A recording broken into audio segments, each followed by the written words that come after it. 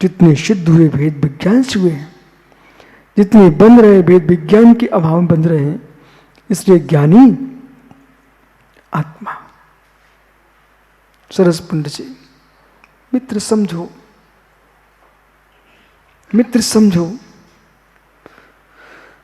आंखों से मित्र देखते देखते आप मुझे देखोगे तो जा भी फेरना पड़ेगी। आंखों से देखते देखते मुझे देखोगे तो भगवान को ही देखना पड़ेगा। आंखों से देखते देखते तुम धर्म करोगे तो जिनवाणी पढ़ना पड़ेगी। आंखों से देखते देखते तुम चलोगे तो ईर्यापद का शोधन करना ही पड़ेगा, आपको करना ही चाहिए। हे मित्र, आंखें बंद करके स्थिर होके ध्यान में देखोगे तो तुमको शरीर आत्मा भिन्न दिखेगी। इसलिए जपियों को चाहिए, पाठकों को चाहिए थोड़ा ध्यान भी करें, फिर सूत्र सामने आएगा। मां चिट्टी मां जंपे मां चिंते किम हो थिरो अपाप मिरो एमी प्रवी छाड़। बोलो मंच, बीच में नहीं बोलना।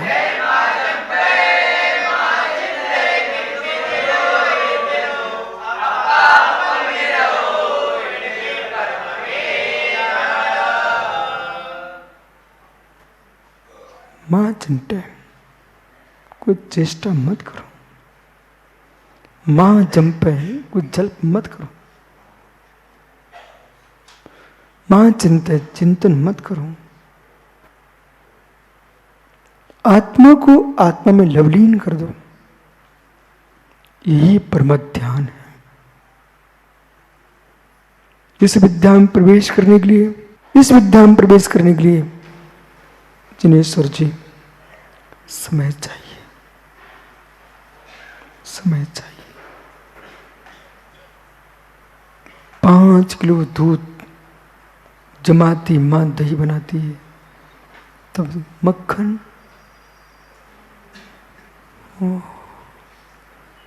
5 किलो दूध लगाया सागर, तब मक्खन कितना निकला मार साहब, डॉक्टर साहब? 5 किलो दूध को दही जमाया, मक्खन कितना निकला? छोटू,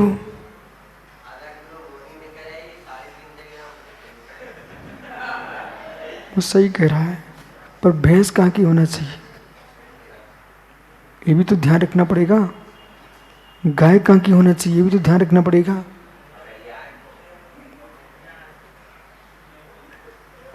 सामान्य कथन के बाद विशेष कथन के पास जाना ही पड़ेगा। आपने गणित ठीक बताया, 500 ग्राम नवनीत मक्खन निकलेगा और 350 ग्राम तब पाने के बाद घृत निकलेगा। जो व्यक्ति, इधर देख भाई, जो व्यक्ति एक 5 किलो की बाल्टी का दूध देख रहा है, सुनना भाई दादा, 5 किलो बाल्टी भरा दूध देख रहा है, उसको दूध मिटते नहीं देखना चाहता है।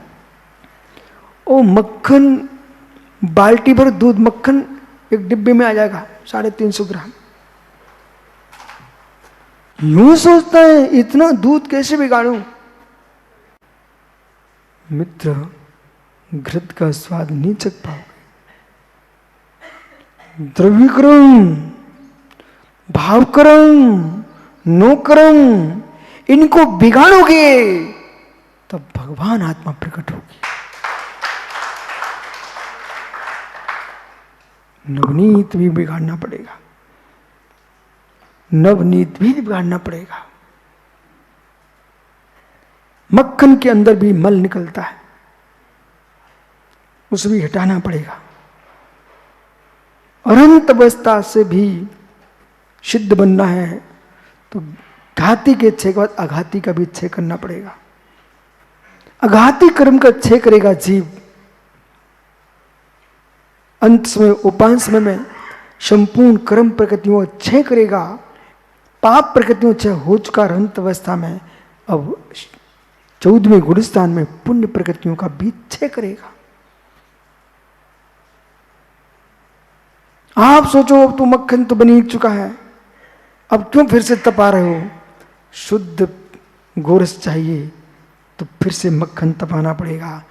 ऐसी अरहंत बनने के बाद भी हे मित्र, अंतम शुक्ल ध्यान विपरीत करती, ये पुनः आंच लगाना पड़ती है। तब ये जीव अघाती कर्म के मक्खन के अंदर की दुर्गंध को भी हटाना पड़ता है। ये मरी हटेगी तब सिद्ध भगवान प्रकट। हाँ, वही चल रहा है। एक ही द्रव्य में घटित होगा, निश्चय से, व्यवहारने से अलग द्रव्य का चल रहा है। निश्चय से एक ही द्रव्य में होगा, एक ही द्रव्य में होगा। अब कैसे होगा? देखो मुझे, अपने को देख लीजिए, अपना हाथ देखो ऐसे, अपना हाथ देखो ऐसे, इसे देखो और इसको देखो, आपको प्राप्त हुआ, फिर ये ढल गया, विकार हो गया, वृद्ध हो गया, दिख रहा ना? अब ये नष्ट हो जाएगा, विकार नष्ट हो जाए, और मित्र और वृद्ध हो जाओगे, उसकी रचना होगी निर्वृत्य। एक ही द्रव्य में चल रहा है।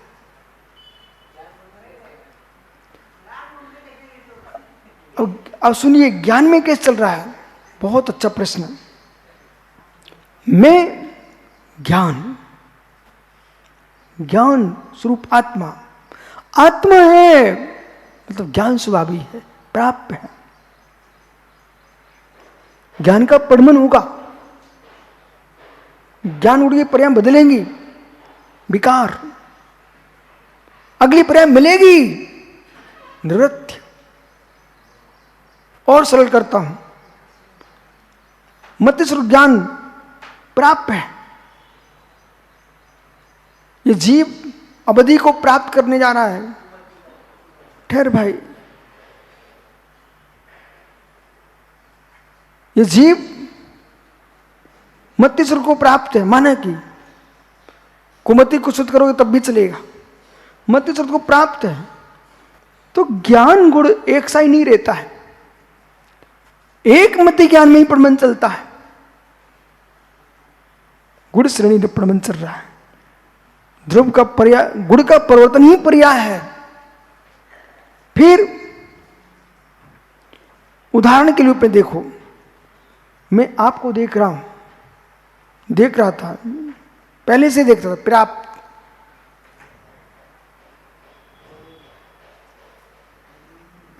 विकार हट गए, आप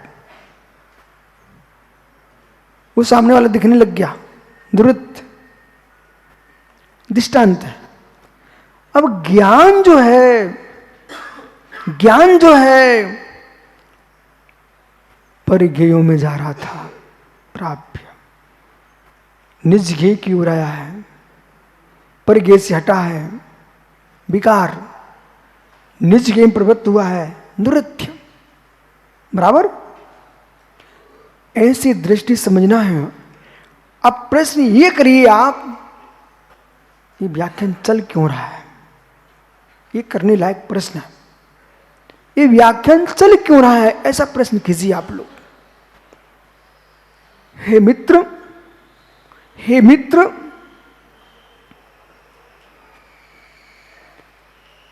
दूध के अंदर गोबर, कोई कचड़ा, गाय भैंस का बाल गिर जाए, ये मां छलनी लगाकर छान लेती। इस कचड़े को हटाना सरल है क्योंकि बाहर से गिरा हुआ है। समझ में आ रहा आप लोगों को? बाहर से गिरा हुआ है, पर दूध के अंदर ही कचड़ा है, इसे निकालिए।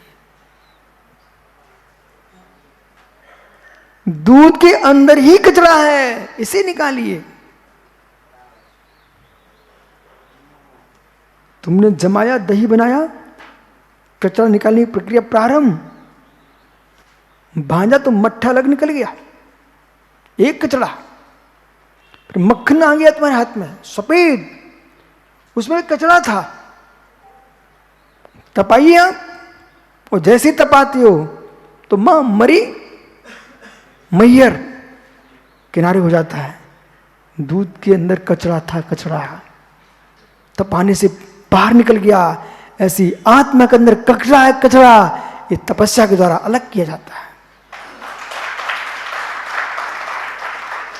कचरा है। और समझाऊं, ये कल से गंभीर है, और समझिए। सफेद शक्कर महाराष्ट्र के कारखाने की बिल्कुल स्वच्छ चमक रही है, मोती सी, उसमें कचरा, उसमें कचरा भरा, कचरा भैया, कचरा। सफेद शक्कर में कचरा हो, कचरा कचरा, गंदगी गंदगी। बोले दिख तो रही नहीं है, हर वस्तु दिखती नहीं है, होती है। बोले कैसे समझूं? रखो कढ़ाई पर, रखो कढ़ाई पर, लगाइए आग नीचे से, बनाइए चाशनी और डालो दूध का छींटा, मारो उसके अंदर एक।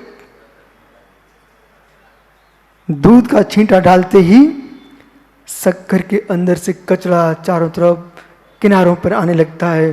बाप रे, जिसने सीधी शक्कर खाई कितना कचरा खा गया साथ में। सीधी शक्कर खाई, खड़ी शक्कर खाई, खा गया सागर कचड़ी कचड़ा।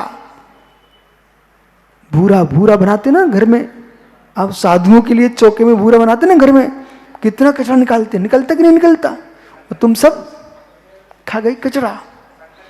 जैसे साधु को आप घर में भूरा बनाकर कचरा हटा के खिलाते हो, ऐसे ज्ञानी तुम्हारा जीवन कचरा, दृष्ट श्रुत अनुभूत, दृष्ट श्रुत अनुभूत इन कचरों में लिप्त हो। योगी ध्यान के बल पर इन सारे विकारी भावों कचरों को पृथक कर देता है।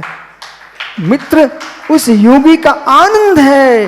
अब यूं के ना, अब आनंद कंद ज्ञान घंटित ब्रह्म चैतन्य भगवान आत्मा का जो स्वाद है वो मित्र कचरा शून्य है। परम अध्यात्म की पराकाष्ठा पर जाइए, क्या तुम चखोगे? कचरा, अक्षय कचरा। तुम्हारे व्याख्यान भी विशुद्ध नहीं है, कचरा। इस तत्व को सुनोगे ना, अच्छे तुमको लगेगा मैं क्या बोल रहा था शाम को, कचरा है, दिखेगा बेटा कचरा। बोले कैसे कचरा? ऐसे कचरा। हाँ भगवान ऋषभ देव की जय हो। भ्रम में मत पड़ जाना, सुनना भाई। ऋषभ देव की जय हो। तुम कचरा मिश्रित की जय बोल रहे हो। बोले क्यों? बोले क्यों कचरा बोल रहे भगवान को? नहीं, भगवान कचरा नहीं है, विश्वास मानिए। पर भगवान का जो परम, जो औदारिक शरीर है, उसको परम औदारिक किया है। द्रव्य कर्म, भाव कर्म, नो कर्म, वो कचरा ही था, उसके सहित जय बोलना पड़ती है। मित्र, बे कचरा न होता तो वे स्वयं सिद्ध बन ही नहीं पाते। उस कचरा को हटा के वे सिद्ध बने। नहीं स्वीकार? ये नहीं पूछ रहा हूं बोल सकते नहीं बोल सकते, आप तो बताइए स्वीकार है कि नहीं? कचड़े की जय बोलना पड़ेगी आपको। जब तक तुम स्वयं हो कचरा, जब तक आप स्वयं हो कचरा, तब तक मैं मित्र, एक जीव पुण्य के साथ, एक पाप के साथ है। हे मित्र, बहिरात्मा को अंतरात्मा की जय बोलना चाहिए, अंतरात्मा परमात्मा की जय बोलना चाहिए, और परमात्मा बन जाओ फिर किसी की जय नहीं बोलना। लेकिन स्वीकार तो करना पड़ेगा। बोलो मुमुक्षु दीपक सा बराबर है कि नहीं? ये राग के बस, भक्ति के बस नहीं बोल पाए, उनका दोष है। मैं कोई भगवान की अवहेलना नहीं कर रहा हूं, मैं स्वयं जय बोल रहा हूं। भगवान ऋषभ देव की जय हो, मैं स्वयं बोल रहा हूं। लेकिन ये विश्वास भी मुझे मिस्र के साथ, मिस्र के साथ बसा। लेकिन हमारे भगवान को कचरा मत बोल देना आप लोग। ये अनंत देव हैं, कोई कचरा नहीं है, कोई टोकनी कचरा मान लो आप। ये देवादेव है, परमेश्वर है, परम ब्रह्म है, उनको कचरा नहीं कहना आप। कर्म कचरा है, आत्मा थोड़ी कचरा है। और मैं आप ऐसा कहूं कि दादा कहे गुरुजी आप क्या क्या बोल देते हो मेरे भगवान को, नहीं, मैं कहां बोल रहा हूं, आपके शास्त्रों में लिखा है कर्म कलंक, कर्म पंक, लिखा नहीं लिखा?